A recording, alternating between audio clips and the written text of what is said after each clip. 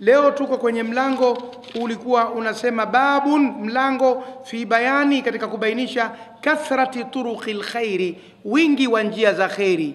Khairi ina njia nyingi. Kama hukuweza kupita njia hii, unaweza kupita njia ile au ile au ile. Madhali ni njia ya khairi, ili ujikusanyie thawabu, ili usiwe na kisingizio cha kusema kuwa mimi sikuweza kufanya mambo ya khairi duniani, sikuweza kukusanya thawabu duniani. Njia za kupata thawabu na kufanya khairi ziko nyingi kwa kila mtu, na kila muumini anaweza kuzitumia. Leo tuko kwenye hadithi ya 7 katika mtiririko wa hadithi alizozipanga. As-sabi'u, ya 7, anhu, kutoka kwake yule sahaba aliyetangulia nyuma, ambaye sahaba aliyetangulia nyuma na hadithi katika hadithi ya 6, as-sadisu an Abi Hurairata radhiyallahu anhu. Hadithi ya 6 ilitoka kwa Abu Huraira. Kwa hivyo aliposema as-sabi'u, hadithi ya 7, anhu, kutoka kwake yule aliyetajwa katika hadithi ya 6, ambaye ni nani? Abu Huraira radhiyallahu anhu. Ani nabii, kutoka kwa mtume sallallahu alayhi wasallam, qal, amesema maneno haya mtume sallallahu alayhi wasallam: man ghada ila almasjidi aw raha a'adda Allahu lahu fil jannati nuzulan kullama ghada aw raha. Muttafaqun alayhi. An-nuzulu al-qutu war-rizqu wa ma yuhayya'u lidh-dhayf. Hadithi inasema kutoka kwa Abi Huraira radhiyallahu anhu, kutoka kwa mtume Muhammad sallallahu alayhi wasallam, kwamba amesema maneno haya: man ghada, atakaye kwenda asubuhi mapema. Ghada maana yake ni kwenda asubuhi mapema, ndio maana neno ghada. Chini kanambia kwenye kitabu changu, sara awwala nahari, kenda mwanzo wa mchana. Ghada maana yake ni kwenda mapema. Kiswahili chengine atakaye damka. Watu wa Mombasa na Lamu wanasema atakaye rauka, na hata hawa watu wa kusini Unguja kudamku, anakuamkia asubuhi asema kudamku, na wengine nasema kulamku, ni lamkuto, kulamku yosi, ni lamku macho, kulamku, kudamku ndio kudamka. Kudamka maana yake kuamka mapema. Kwa hivyo man ghada, atakayeamka mapema kwenda msikitini, ndio atakaye kwenda mapema msikitini, awala nahari, mwanzo wa mchana. Na katika Qur'ani Mwenyezi Mungu kasema, wa idh ghadawta min ahlika tubawwi'ul mu'minina maqa'ida lilqitali. Ulipotoka mapema kutoka kwa watu wako, unawaandalia waumini makao ya vita. Ghada ni kwenda mapema. Nimesema lugha ya Kiarabu ile fasaha ina upana sana wa kuelezea mambo kuliko lugha nyingi duniani, na ndio hasa inawezekana kuwa ndio sababu ya msingi ya Mwenyezi Mungu kuteremsha kitabu chake cha mwisho cha Qur'ani kwa lugha ya Kiarabu fasaha, kwa sababu kina uwezo wa kujielezea sana. Asubuhi mapema liko neno lake la kwenda, jioni liko neno lake. Hasa sisi kenda tu inakuwa asubuhi, mchana, usiku. Kwa mfano, ikiwa mtu kakaa usiku mpaka asubuhi hajalala, angalau Waswahili tuna neno kakesha.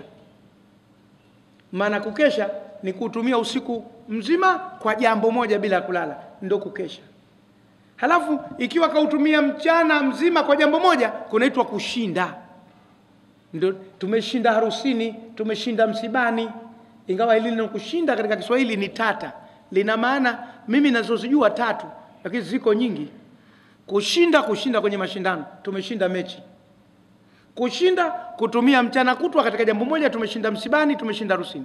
Halafu shinda, debe shinda, aliachi kutika, kitu ambacho hakijajaa sawa sawa kinaitwa vile shinda. Hizi maana 3 kwa umri wangu huu wa miaka 53 kwenye lugha ya Kiswahili ndio nazozijua. Sasa mabingwa wa Kiswahili wanaweza kwenda zaidi ya hapo. Hasa Kiarabu kinaelezea kwa nyakati zake. Ghada ni kwenda asubuhi mapema. Man ghada, atakaye kwenda asubuhi mapema, ila almasjidi, msikitini, au raha, au akenda jioni. Raha ni kwenda jioni, na ghada ni kwenda asubuhi. Unaona kazi ile? Raha ni ya kwenda jioni, ile ghada kwenda asubuhi. Na kakwambia chini kuna matano: raha, sara akhira nahari, kenda mwisho wa mchana. A'adda Allahu lahu fil jannati, atamwandalia Mwenyezi Mungu peponi, nuzulan, karamu. kullama ghada, kila anapokwenda asubuhi mapema, au raha, au anapokwenda jioni mapema, Mwenyezi Mungu atamwandalia karamu uko peponi. Mwenyezi Mungu atujalie katika hapo. Kwa hivyo akenda mtu mapema msikitini, ajue kuwa ikiwa ni asubuhi au ikiwa ni jioni, manake anajiandalia mwenyewe mazingira ya kuandaliwa karamu huko peponi. Muttafaqun alayhi, hadithi imefikiwa na Bukhari na Muslim.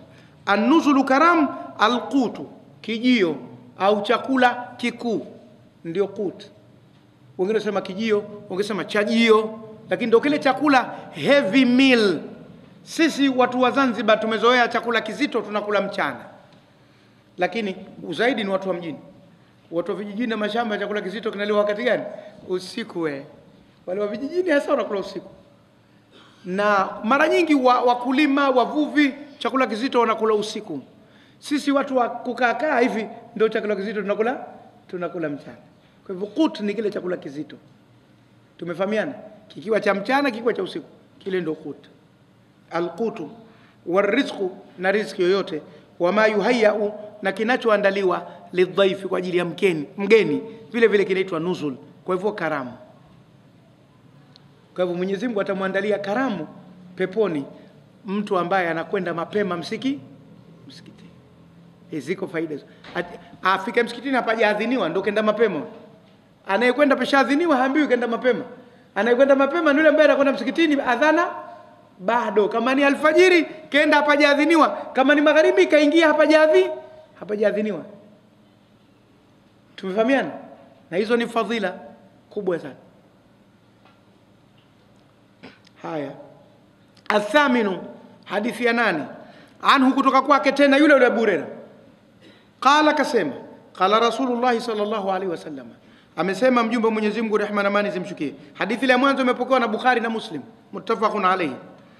Hii inasema, ya nisaa almuslimati la tahqiranna jaratun lijaratiha walau firsa nashatin, muttafaqun alayhi.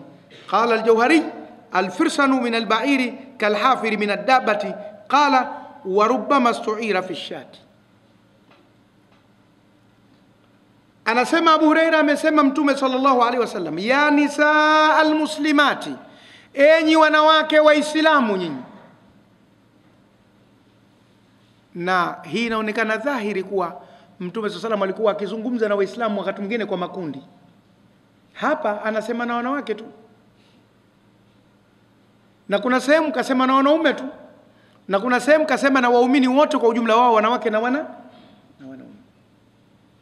Na hii inatudokeza kuwa kuwepo na mihadhara maalum kwa ajili ya kina mama ni jambo lipo na lina nafasi yake katika dini ya Kiislamu, kwa sababu yako mambo wanatakiwa wapewe muongozo wao kama wao, yanakuwa karibu mno na mazingira wanaoishi wao kuliko watu wengine wowote. Kwa hivyo, ya nisaa almuslimati, enyi wanawake waislamu nyinyi, la tahqiranna jaratun, asidharau kamwe, au asidharau hata siku moja, asidharau kabisa.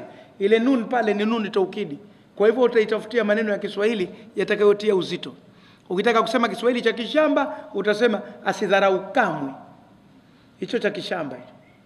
Ukisema cha kimjini, asidharau hata siku moja, au asidharau hata mara moja, hicho cha mjini. Na ukitaka kusema Kiswahili cha pata sote cha Jumuiya ya Afrika Mashariki, asidharau kabisa. Hiyo kila mahala utasema, Kenya utasema hivyo, Uganda utasema hivyo, Burundi utasema hivyo, Rwanda. Kila anayejaribu kusema Kiswahili asema asidharau kabisa Kiswahili cha pata sote. Asidharau kamwe Kiswahili cha kishamba kwetu. Asidharau hata siku moja, hata mara moja, ndio chetu cha mjini hichi. Asidharau kabisa. Kwa hivyo chagua njia utakayoitumia, lakini umefikisha ujumbe kwenye ile nuni taukidi. La tahqiranna, asidharau hata siku moja, jaratun, jirani, anaambia mwanamke, lijaratiha, kwa jirani yake, walau firsa nashatin, hata kama ni kiguu cha mbuzi. Kiguu cha mbuzi, firsan ni kiguu cha mbuzi. Kule bara wanakiita paya, hasa wale watu wa Moshi, Arusha, Manyara wanasema paya, kinaitwa paya. Kile kiguu cha mbuzi kile kilichokuwa mwisho kimepasuka kama manati hivi kule mwisho, ndio firsan, paya. Au sio nyinyi mnakiita paya eh? Ndio au wewe mnakiita nini? Hujui unavyokiita? Nani katika nyinyi anayekumbuka? Mimi nimekaa huko nimezunguka nayasikia maneno. Kiguu cha mbuzi ndio wale unakiita paya, paya. Nendeni mkahakiki mtaona hivyo. Bifirsani kiguu cha mbuzi. Hata kama ni kiguu cha mbuzi, kwa sababu bifirsani shatin, hata kama ni kiguu cha mbuzi. Yaani kwa mfano mwanamke kaletewa mbuzi au nyama ya mbuzi, basi japo kiguu cha mbuzi kile anaweza akakata akampelekea jirani yake, ambacho hicho kinaitwa paya kwa hao wanotaka. Sio paja, paya.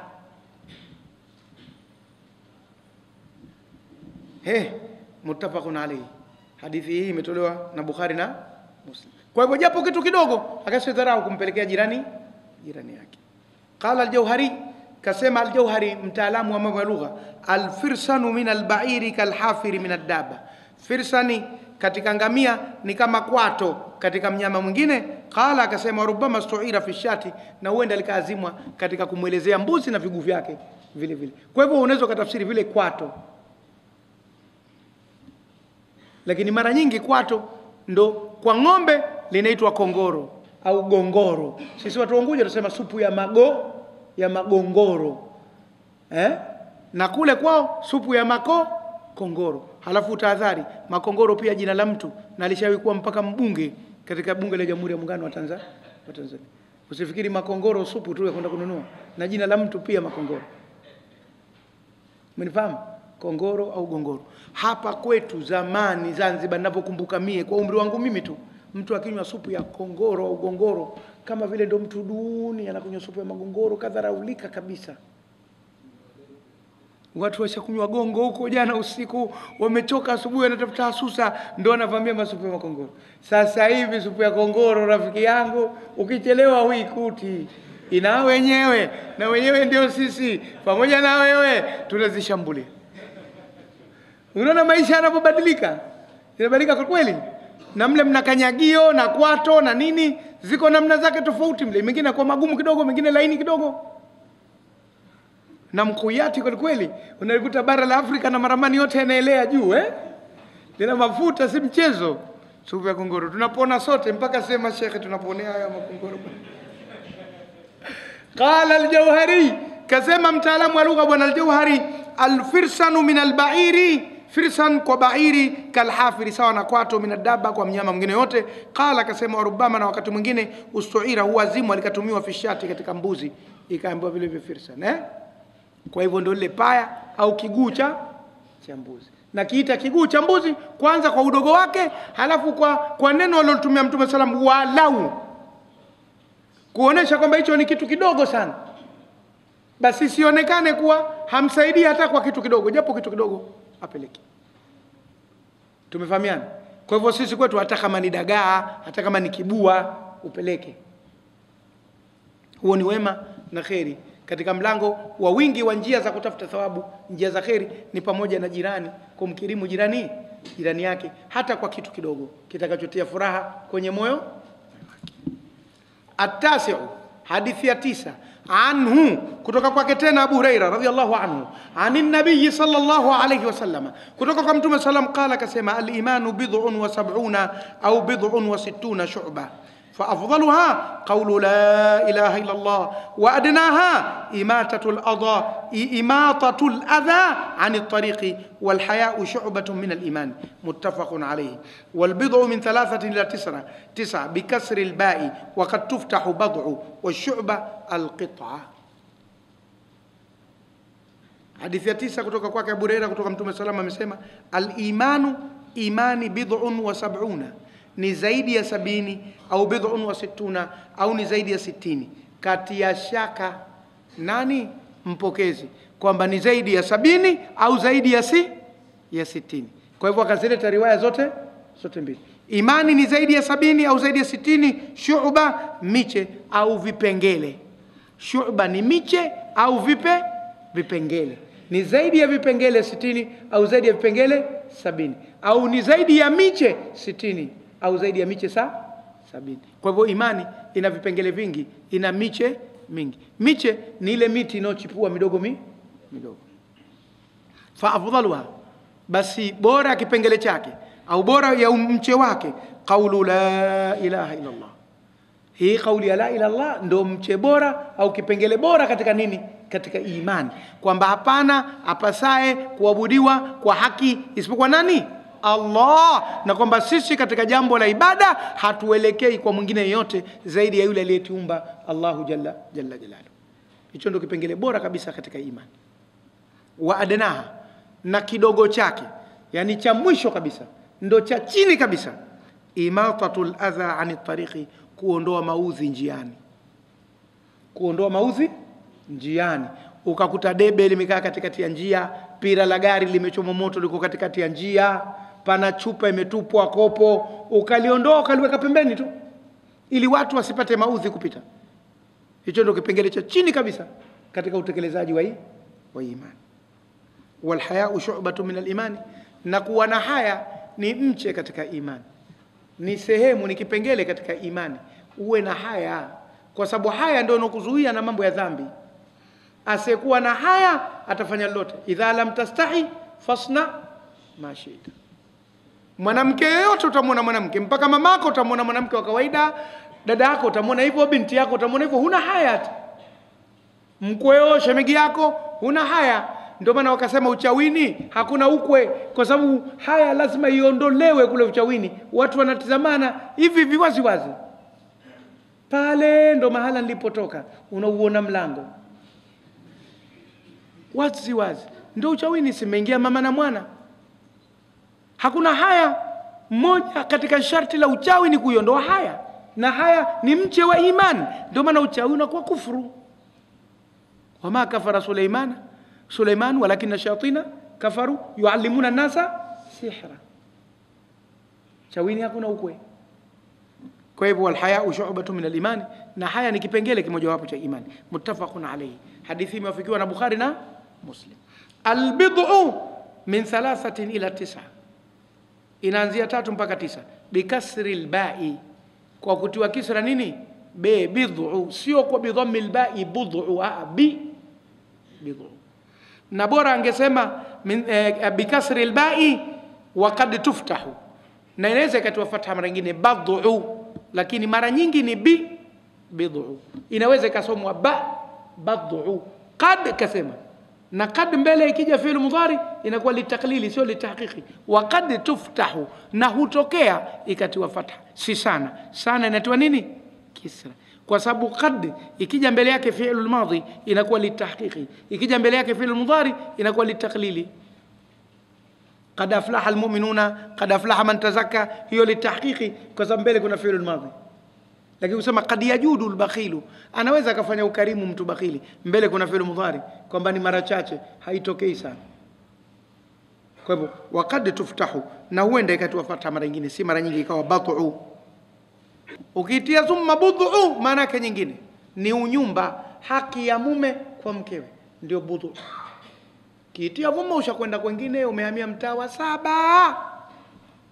Bud'u ni haki ya mume kutoka kwa nani? Kwa mkewe. Yale mambo ya usiku, mrahati layli dharbati nahari, yale ndio bud'u. Kwa hivyo haya ni bid'u au bad'u. Lugha ya Kiarabu nayo katika lugha moja ambayo inataka utahadhari wakati unasoma na wakati unasema. Ni afadhali uonekane unadodosa useme maneno sawa kuliko kuonekana unasema haraka halafu ukayakosea.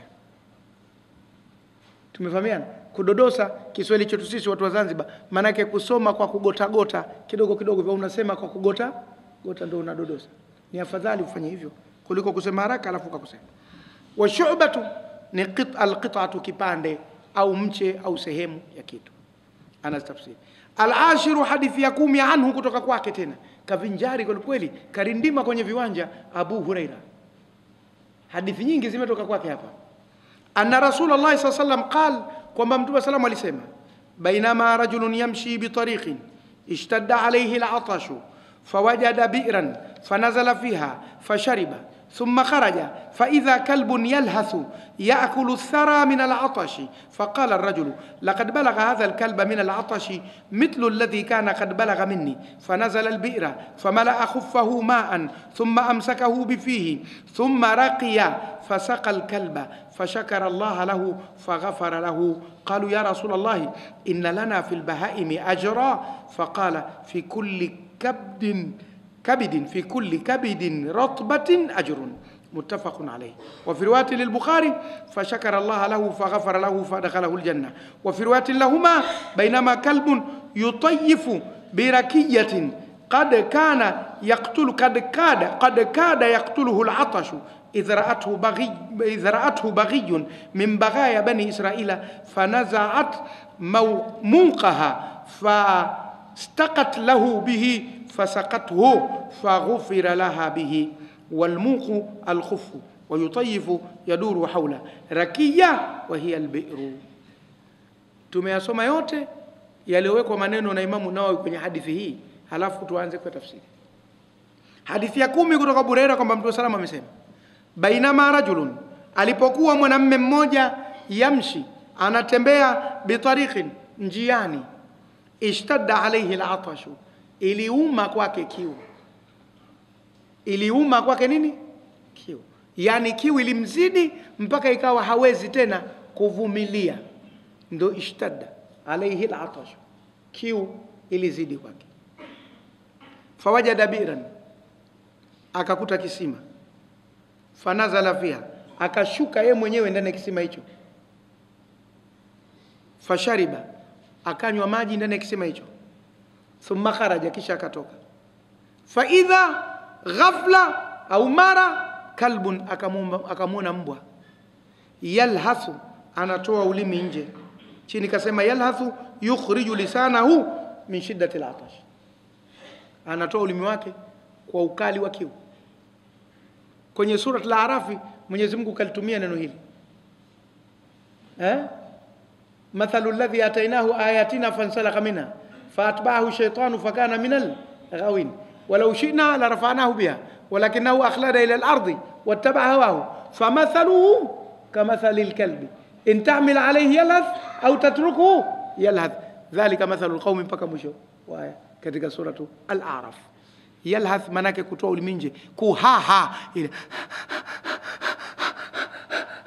ile ndo yalhath. Tusema anahaha, anahenya. Kiswahili cha kuhaha na kuhenya hicho, kwa kiu. Yalhath, anatoa ulimi nje kwa kiu. Yaakulu thara, anakula mchanga, yani anaramba mchanga hoi, min al-atash, kutokana na kiu. Athara chini kasema turab, mchanga, na inajulikana katika sura Taha imetumika wama tahta thara, na kilicho chini ya nini? Ya mchanga. Basi yakulu thara min al-atash. Faqala ar-rajulu, akasema yule bwana. Na hapa unaona ar-rajulu ina alifu na lam, na kule kasema bainama rajulun. Nilifundisha siku moja hizi alifu na lam kwenye mulhatul irabi, nafikiri wiki iliyopita, kwamba likiwa neno limetajwa nyuma nakira, halafu linakuja kutajwa tena likimrudia yule yule aliyetangulia, unaitia alifu na nini na lam, kwa sababu ushalitaja kule nyuma. Ndio tukasema inna arsalna ilaykum rasulan shahidan alaykum kama arsalna ila fir'auna rasulan fa asa fir'aunur rasula fa akhadnahu akhdan wabila. Rasulan fa asa fir'aunur rasul, kuja alifu na lam kwa kumrudia tena yule ar-rasul, rasulan alotajwa kule nyuma. Kwa hivyo ndio ile nikakupenda methali ya Kiingereza inasema, you can force a horse to go to a river but you cannot force the horse to drink the water. Vile article these za Kiingereza zinakuwa sawa sawa na alifu na lam katika lugha ya Kiarabu. Lakini sasa si mahala pake kufundisha nahau, tunarudi sasa kusoma hadithi.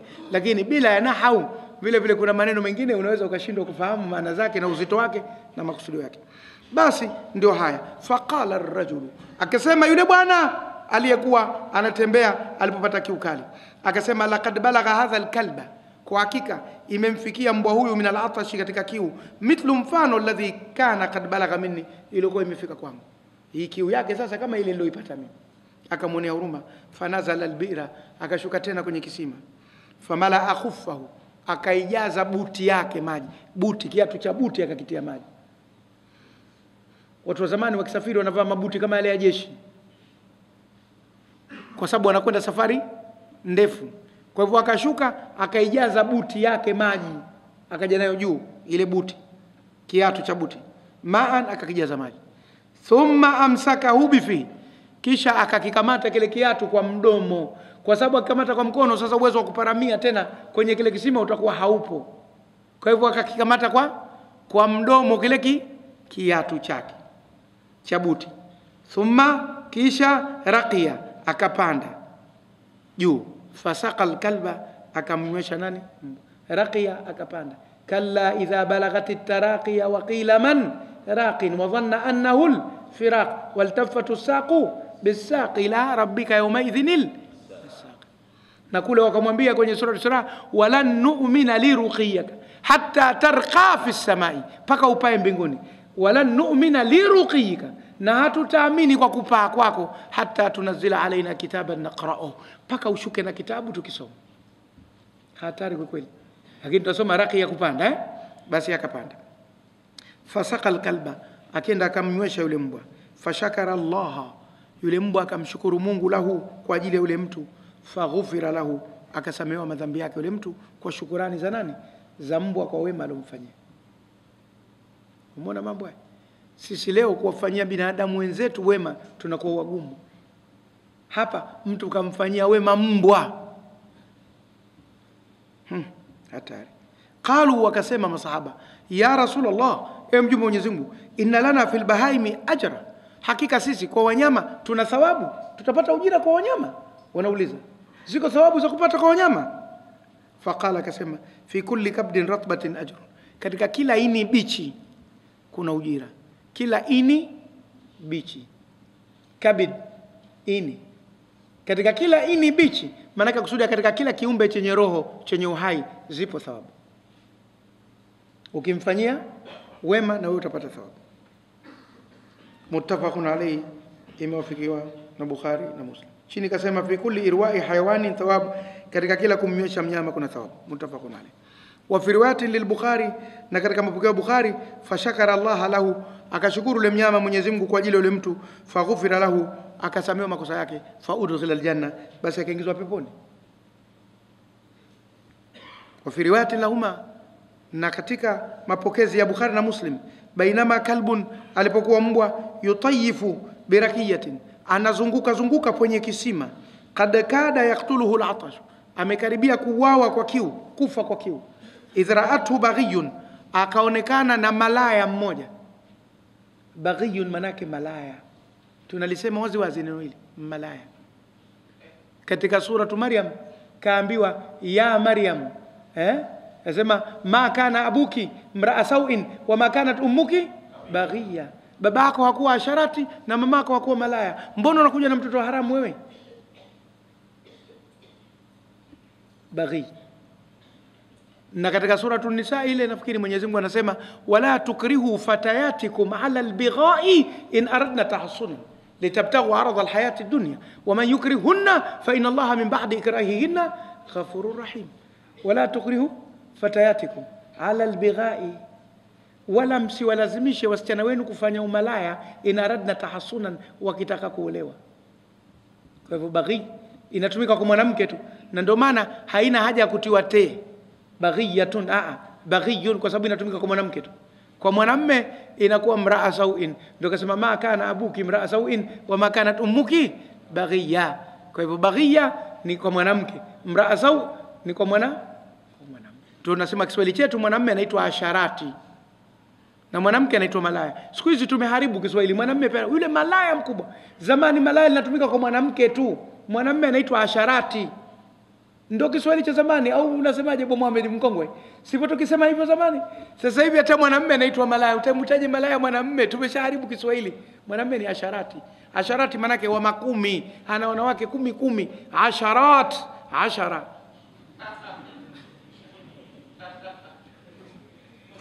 Siku hizi wanamuita kicheche, yako maneno mengine ya mtaani. Kicheche anaitwa vile vile, hajatulia, mapepe, mpepeeni, kicheche, hayo maneno ya vijana tena sasa. Haya, baghi Kwa hivyo katika hadithi yasema akaonekana na malaya mmoja mimbaghaya, miongoni mwa malaya bani Israila, wa wana wa Israeli. Fanazaat Muqa, akavua kiatu chake cha buti. Muqa akasema al-khufu. Na unajua zamani mtindo wa malaya wa zamani walikuwa wanavaa, hapa nakusudia blocks kwa wale wa zamani, unajua blocks. Blocks ni kiatu kama buti cha mwanamke, lakini huko kwenye kisigino kimenyanyuka juu, na akitembea lazima, kama mahala pana lami pana tile, utasikia kwa wala yadhribna biarjulihinna liyulama ma yukhfina min zinatihinna. Kwa hivyo ni blocks, hii ni kiatu kile anachovaa mwanamke cha kuinuka cha juu, si buti hii yetu sisi. Akavua blocks yake au kiatu chake cha kuinuka cha juu yule mwanamke. Wa yutayifu, basi fanazat Muqa fastaqat lahu, akachota maji kwa ajili yule mbwa, bihi, kwa kiatu kile. Fasaqathu, akamnywesha mbwa yule. Faghufira laha bihi, akasamehewa dhambi zake kwa jambo lile la kumnywesha nani? Mbwa yale maji. Kasema al-Muqa al-khufu, ndo kiatu cha mwanamke kile cha kuinuka. Wa yutayifu, yaduru, anazunguka. Haula rakia, ar-rakia akasema hiya wa hiya al-bi'ru, nacho ni kisima. Kwa hivyo kwa riwaya zake zote, ikiwa ni yule malaya katika Bani Israila au ikiwa mwanamume tu mmoja aliyefanya, sio mambo ya msingi kung'ang'ania kuwa ni nani aliyefanya, ni kile kitendo chenyewe cha kumnywesha maji mbwa, halafu mbwa akashukuru, ikawa sababu ya mtu kupanda daraja na kusamehewa makosa. Ndio tunachokisoma hapa, ndio material tunayochukua hapa. Juu ya riwaya hii imesema ni mwanamke alikuwa malaya, hii inasema ni mwanamume alivua kiatu cha buti au alivua kile kiatu cha mwanamke. Yote yale si ya msingi. Msingi ni kwamba binadamu kamtendea wema mnyama kama mbwa kwenye jambo la kiu, na Mwenyezi Mungu akamnyanyua daraja mwanadamu huyo na kumsamehe makosa yake.